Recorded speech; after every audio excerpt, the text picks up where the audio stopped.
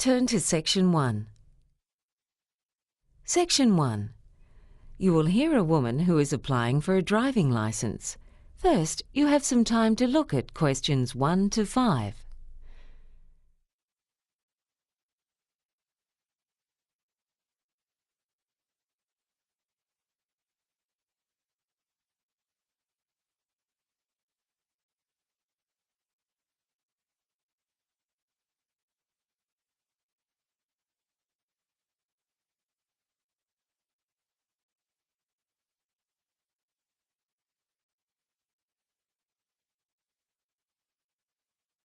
Now listen and answer questions 1 to 5.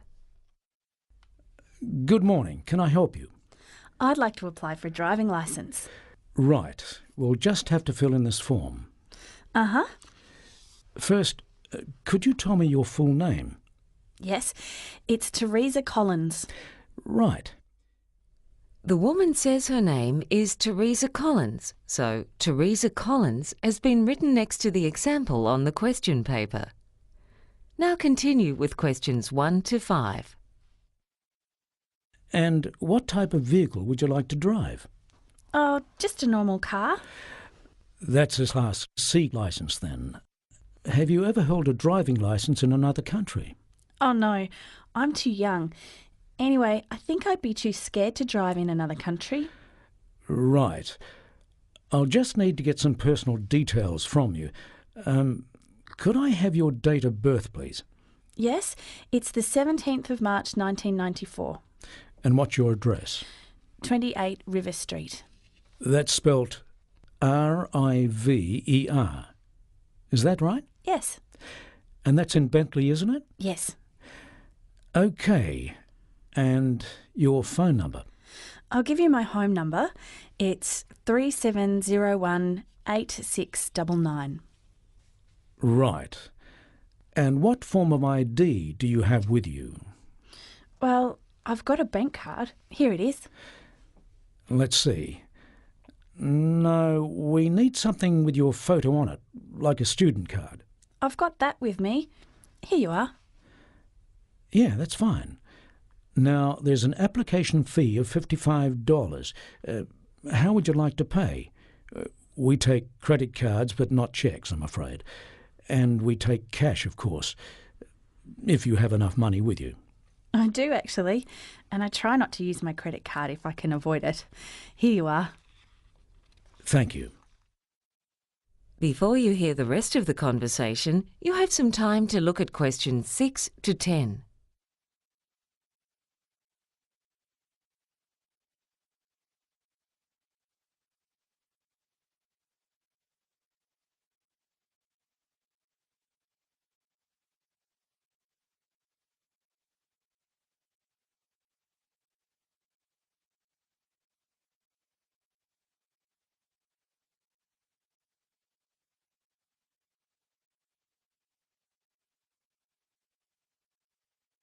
Now listen and answer questions 6 to 10. Right. Now, there are a few things I need to tell you about the licence. Before you actually drive a car, you have to pass a test about the road rules. Oh, that's the test about speed limits and road signs and things like that, isn't it? Yes, that's right. There are 2 parts to the test, and you're allowed to make a maximum of 2 errors in each section. So that's 4 altogether. And if I fail the test, can I do it again? Yes, you can, but you have to wait at least a week. Right. And when I'm driving, there's got to be someone with me in the car who holds a full licence, doesn't there? Yes. That could be a family member, a professional driving instructor, or a friend. What about my older sister? Sure, as long as she's got the right kind of licence. Now, the learner's licence is valid for 9 months. At the end of that time, you have to do a practical driving test. If you pass that, you're granted a provisional licence. That expires after 18 months. If you don't pass the practical driving test, you're given a learner's licence for another 6 months. I see. And while I'm still on the learner's licence, how fast can I drive? Well, It depends on the area you're driving in. In most places in the city, there's a speed limit of 60 kilometres an hour. As you probably know, on highways in the countryside, there's often a speed limit of 100 kilometres per hour. But as a learner, you're never allowed to exceed 80, even on a highway. Right. I think that'd be fast enough for me anyway. Is there anything else you need to know? Oh, yeah. I heard there are restrictions on using mobile phones while you're driving. That's right. Until recently, you could only talk on a mobile while you're driving if you used an earphone or hands-free device. But that's been changed. Oh? Yeah. Now you can't use mobiles at all while driving. Not even to send an SMS? Not even to send an SMS. Anyway, if that's all, I'll give you a copy of the book on the road rules. Thanks very much. That is the end of Section 1. You now have half a minute to check your answers.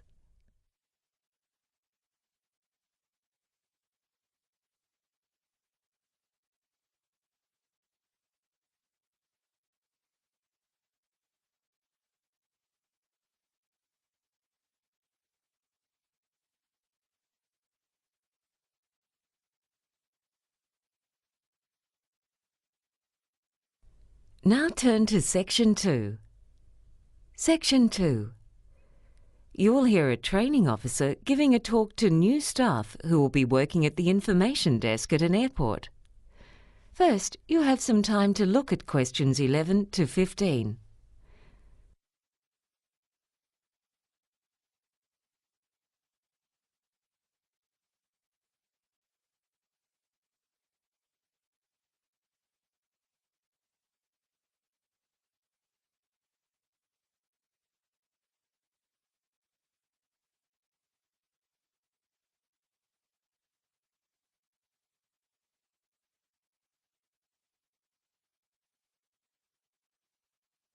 Now listen and answer questions 11 to 15.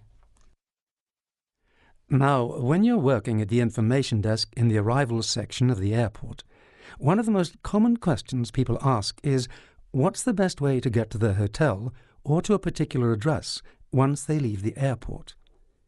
The answer you give them depends on a number of factors, so I'm going to give you a few general tips to help you deal with these issues by taking the case of a typical destination for the average traveller. After a long flight, people are often tired and want to get to their final destination as soon as possible. You'd think that the quickest way would be to take a taxi, but because of traffic congestion, it turns out that it's usually better to take the train. Trains are cheaper than taxis, and taxis get caught in traffic jams, and they can't go through red lights. For some passengers, the most important consideration is to take a means of transport that is going to run according to schedule. Now, you would think that the train would be the best one for this. But as the airport train is operated by a private company, there have been a lot of problems integrating its running times with the publicly owned train network, and this has resulted in a lot of delays. Surveys on travelling to and from the airport have found that minibuses are the most dependable form of transport.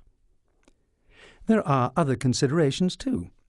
If a person wants a comfortable ride with plenty of legroom after a long flight in a cramped seat, it'd be best for them to take one of the large air-conditioned buses. It's a new fleet with plenty of space for luggage, and on top of that, they're much cheaper than taxis. Some passengers are far more concerned about security. Of course, we can't guarantee that they won't be robbed or even cheated by a dishonest driver. So I think for them the best thing to do is to get someone who they know and trust to pick them up in their car. Finally, there's also the green traveller, who wants to cause the least possible pollution. Now, obviously, we can't tell them to walk because it's too far, particularly with heavy luggage. You might guess that public transport would be the cleanest way to travel, but it turns out that it's taxis, and that's because of the type of fuel they use. They're also, not surprisingly, the most popular choice of business people. Before you hear the rest of the talk, you have some time to look at questions 16 to 20.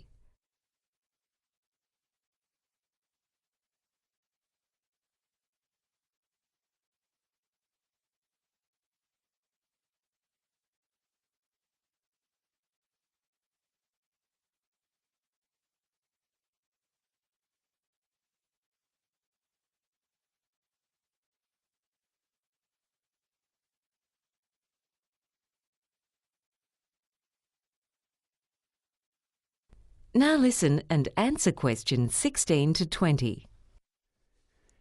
So far, we've been focusing on the arrivals section of the airport.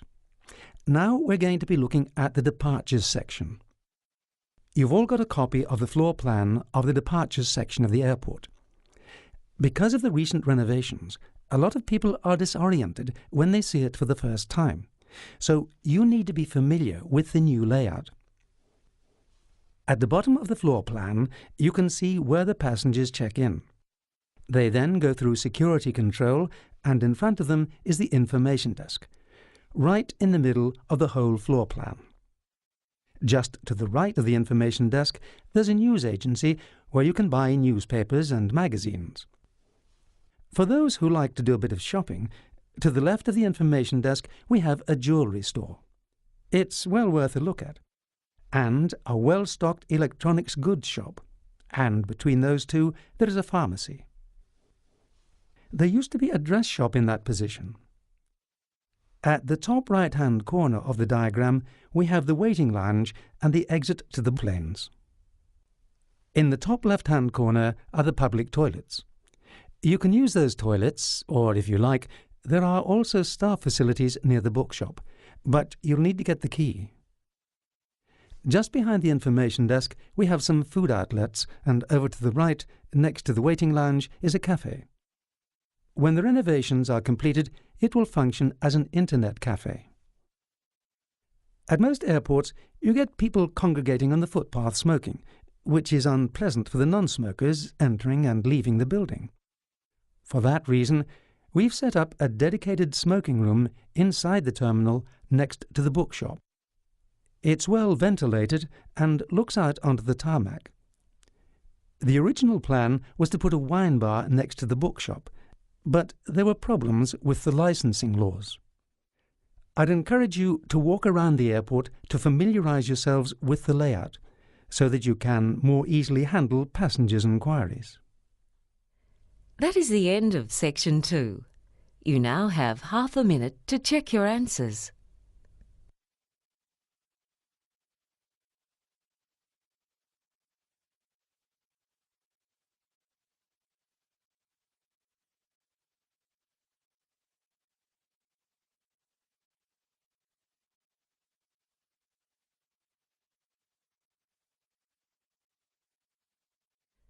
Now turn to section 3.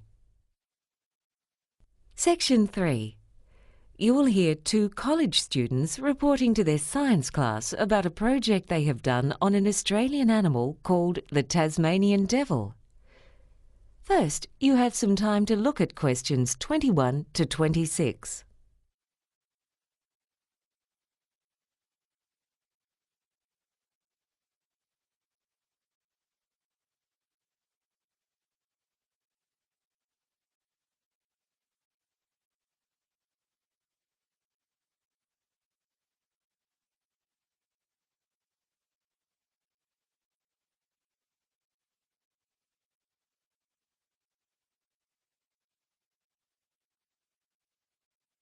Now listen and answer questions 21 to 26.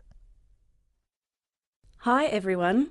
For our assignment on a native animal, George and I chose that unusual Australian creature, the Tasmanian devil. Yeah. Actually, they don't deserve to be called devils, though they do have some strange habits. Anyway, as their name indicates, they're only found in the wild on the island of Tasmania. You can find them all over the island, including in the southwest rainforests and in coastal heath areas, but they're most commonly found in the forests where there's less rainfall in the eastern and northern parts of the island. In fact, they live any place where they can get shelter during the day and food at night. Some of you may have seen one in a zoo. They're about the size of a small dog and are covered with short, soft, black fur with white markings on some parts of their bodies. An adult male can weigh from 5 to 13 kilograms and a female from 4.5 to 9 kilograms. They've got a large head and neck with heavy limbs. They're called devils because of the terrible sounds they make at night. This has given them an undeserved reputation for being aggressive, whereas in fact they're fairly shy creatures. But this doesn't mean that they're tame or friendly enough to be pets. And like kangaroos, they carry their young in a pouch. They have babies only once a year, and then about 20 are born at one time. But at that stage, they're only as big as a grain of rice. The babies have a race to the pouch because there are only 4 teats there, and the mothers rear an average of 3 young annually. The babies stay in the pouch for about 5 months. Then they're left in their nest or are carried on their mother's back when she goes out, and eventually they have to look after themselves at about 8 months. Then they in turn start breeding at the end of their 2nd year. And around 60% of them die in their first summer due to the tough competition for food. The ones that survive can live for up to 7 years, which means they don't live as long as the average domestic dog. No.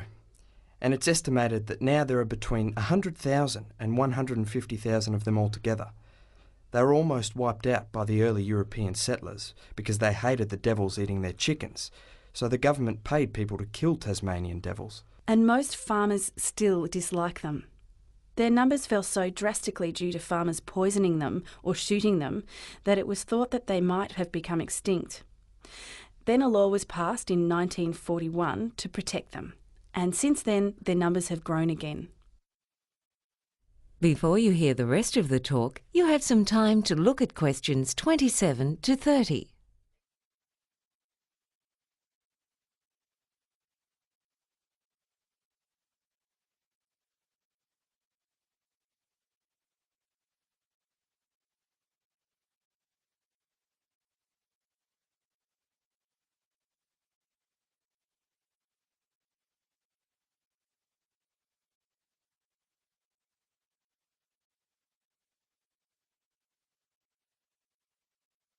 Now listen and answer questions 27 to 30. Now we'd like to talk about some of their habits. They live alone in places such as hollow logs, caves, or in burrows underground, which they line with bark, grass and leaves. They usually move slowly and look clumsy when they move quickly, but the young ones are more agile and can even climb trees. But one of the most amazing things about Tasmanian devils is how and what they eat. They've got incredibly strong teeth and jaws, so a large male can give you a bite as strong as a 50-kilogram dog. But don't worry, they don't eat people. Some farmers complain about them taking young lambs, but their diet consists predominantly of animals that have already died. They don't get ill when they eat sick animals because of the digestive enzymes in their own stomachs that kill the diseases. And they've got an undeserved reputation for being smelly, whereas in fact they wash themselves as much as cats do. They're nocturnal animals, so they go hunting at night, often travelling up to 15 kilometres and using their strong sense of smell to find food. They eat all kinds of animals, and they eat everything, including fur, and leave nothing behind except the largest bones. Yeah, there can be up to 22 of them feeding off one carcass at the same time, and they're very greedy, noisy eaters. In all the excitement of eating, there's a lot of coughing, barking and so on. It's quite common for them to bite each other to decide who can eat first, who goes second and so on. And they've got an incredible appetite. They can eat the equivalent of 40% of their own body weight in just half an hour, which is like a human eating about 25 kilograms of steak. And they make really good use of their strong, blunt teeth. When they're frightened, they show them by yawning, which is more effective than biting or barking. But the only serious fighting that takes place is when they're looking for a mate. All in all, they're a fascinating little animal. That is the end of section 3. You now have half a minute to check your answers.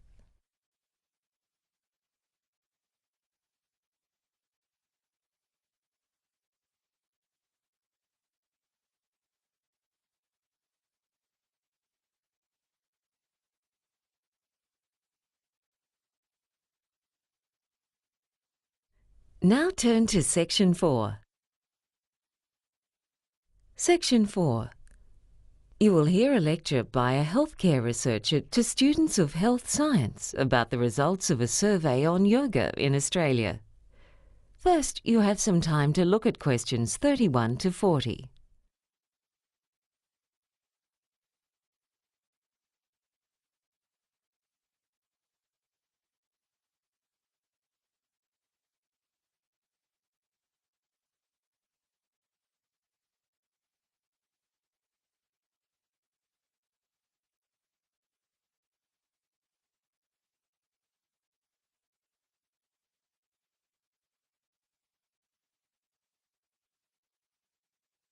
Now listen and answer questions 31 to 40.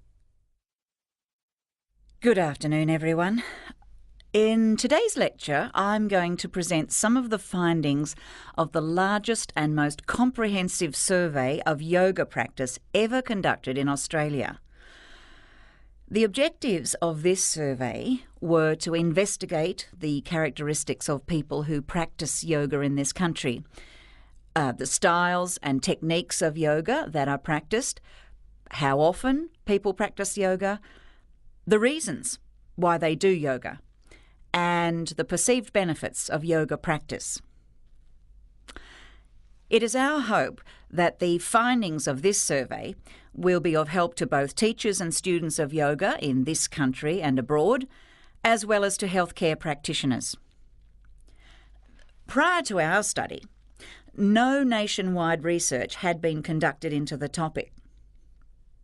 Our research team decided to do a web-based survey so that we would reach the maximum possible number of people all around the country, and also due to our funding limitations. The survey was promoted through yoga schools, the media, and by word of mouth. Eventually, almost 4,000 people responded to the survey, which took about 30 minutes to complete. About 1/3 of the people who filled in the survey were yoga teachers. The other 2/3 were yoga students. Overall, 85% of the respondents were women. Yoga means different things to different people, and reflecting its diversity, there are many types of yoga. Our survey found that it is males and younger people who are more attracted to some of the physically more demanding styles of yoga that have gained in popularity in the West over the past 2 decades, whereas older age groups went for more relaxing styles. Apart from providing exercise, yoga can also be a form of therapy, meditation, or a spiritual path. Government agencies have found that around 2% of the adult population practice yoga to a greater or lesser extent, with a much lower participation rate for people who have not yet turned 18. Both their research and our survey found that the age group with the highest participation rate in yoga classes is the 35 to 44-year-old group. There has been a slight decline recently in the popularity of yoga. However, this was in the context of a reduction in physical activities overall among the Australian population.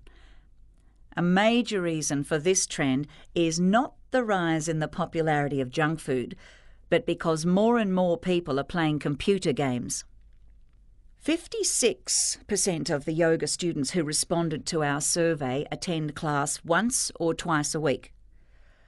In contrast, and not surprisingly, the same percentage of the yoga teachers in our survey said they taught or practiced yoga between 5 and 7 times per week. Most people initially take up yoga to improve their health and fitness, with an emphasis on flexibility and strength, but also in order to reduce stress or as a treatment for a physical problem, particularly for a bad back. Many of the respondents to our survey stated that their reasons for doing yoga changed after they started doing regular practice, with more than half claiming that they keep at it for their personal development which could be interpreted in a variety of ways.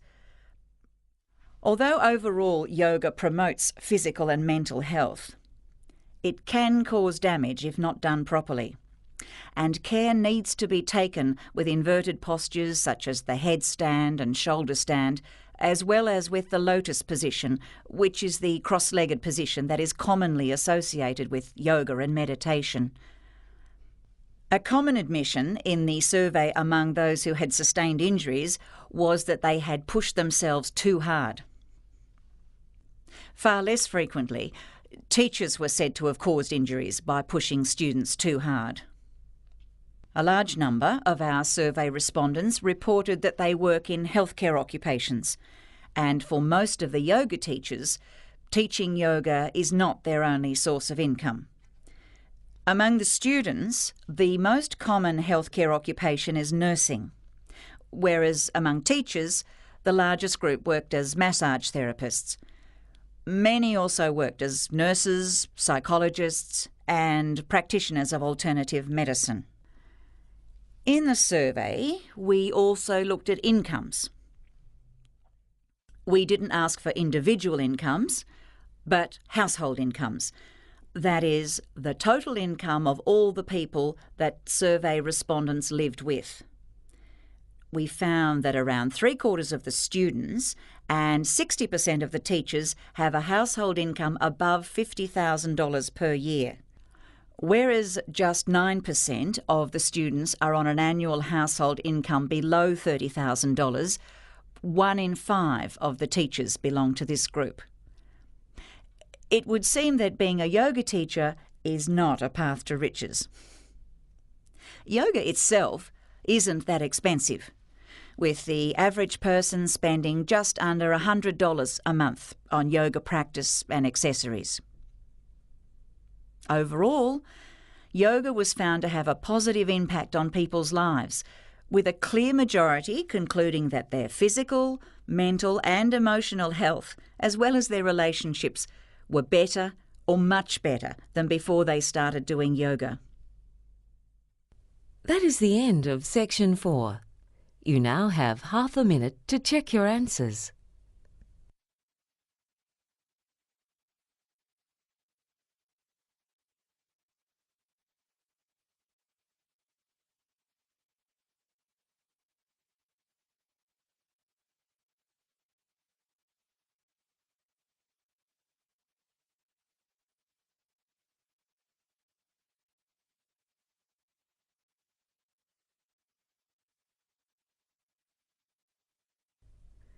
That is the end of the listening test.